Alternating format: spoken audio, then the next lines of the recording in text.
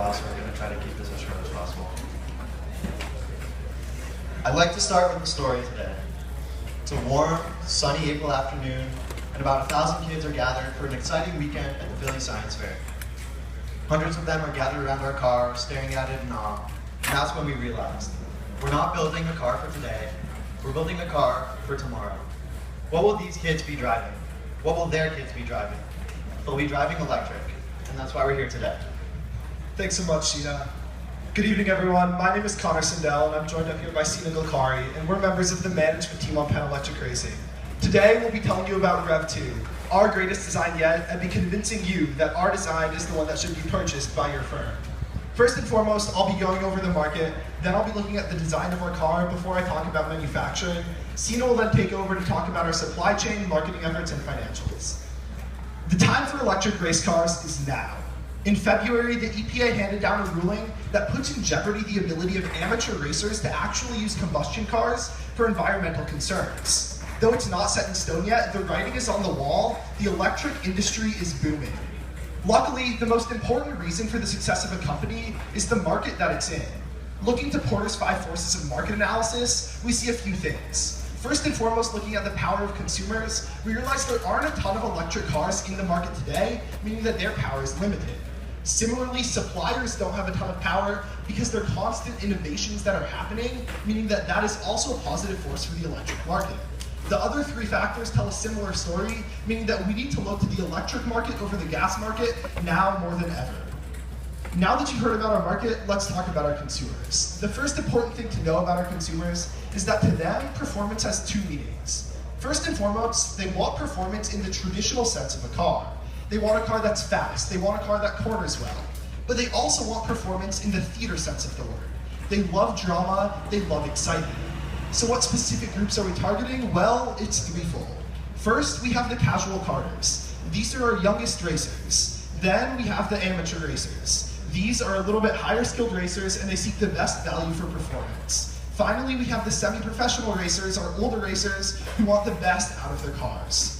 Diving a little bit deeper, we see that casual carters' top priority is the cost of the car, as well as the safety that the car entails. Secondly, looking to the amateur racers, we see that they also want a car that is extremely affordable, but also has extremely high performance. The semi-professional racers are different than all 3 of these groups, desiring high reputation and higher performance than any of the other groups.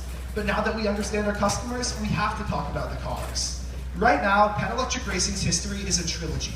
2 years ago, we had REV-O. Then we had REV-1, the fastest ever electric race car at the time in the United States. Now, we have REV-2.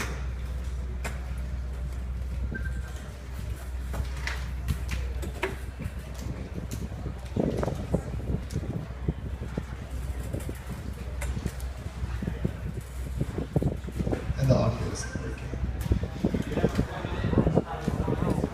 It's an electric car, there's no audio. Race car sounds.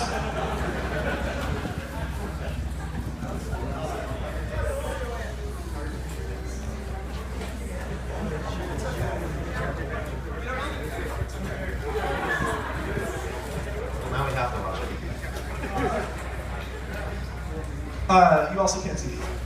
With a 2.65 second 0 to 60 time that was confirmed right here at Lincoln, making us the new fastest electric car ever in America, a top speed of 102 miles per hour, and an unheard of weight in the electric division of 379 pounds, this car and these specs allow an amateur racer to perform at a professional level, truly making this a race car for the masses. Our design philosophy in this car was simple. Let's change everything. Starting with the powertrain, this car was redesigned from the ground up. The motor spins up to 10,000 RPMs, and all of that power is directly transmitted straight to the rear wheels. On the weight side, we see that we achieve weight savings through a lighter unsprung assembly, carbon fiber composites, and a sleek design.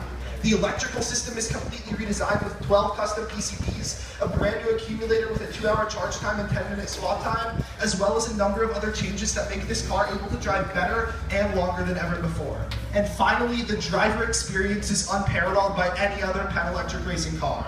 We have a number of features making this the case, including an aerodynamics package, a multi-display screen that gives the driver all the information they need to race, as well as custom modes making this the best car for any driver. But not only is the design great, it's also easy to manufacture. Here you see the sub-assemblies that can be built independently outside of the chassis before they go into the car. From a manufacturing perspective, what we see that this means is that the chassis can go through the center of a production line while everything else is made outside and assembled in a specific order. This leads to reliable manufacturing, quick manufacturing, and thus cheap manufacturing. Finally, we follow another principle of design for manufacturability, Anderson's Law. By never designing a part that we can buy off the shelf, we're leading to cheaper race cars that are more reliable and faster to build. All of these reasons are reasons that make this car easier to manufacture than ever before. Now that you've heard from me about the design of the car, the market, and the manufacturability, Sina's going to take over to talk about everything else. Thanks, Connor. So Penn Electric Racing has incredibly sophisticated supply chain operations. And as you can see, our operations span the globe, all the way from here in the United States to Australia, where our Drexler differential comes from. Despite that, we like to keep all of our suppliers as local as possible, thus reducing our logistical costs and our turnaround times.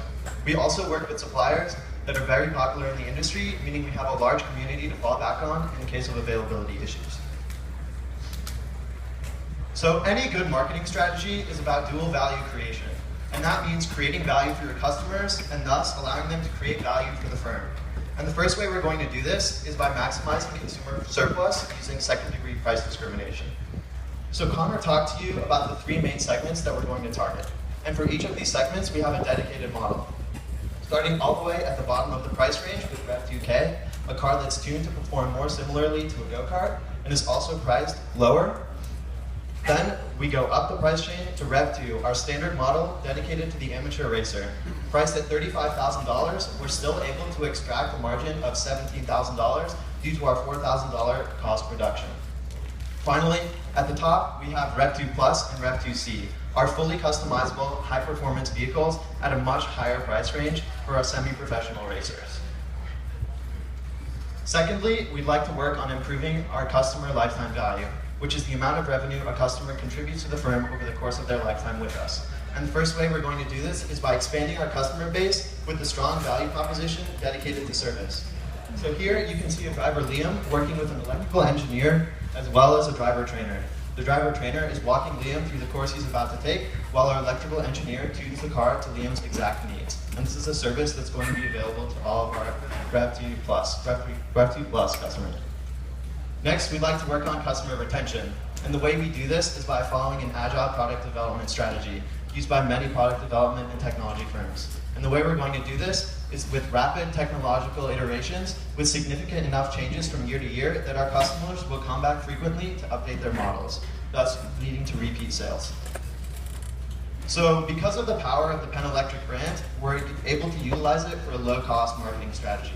The first way we do this is by using our brand personality. So Connor has talked to you a lot about how our customers really value the reputation of their vehicle. And luckily, Penn Electric Racing really delivers there.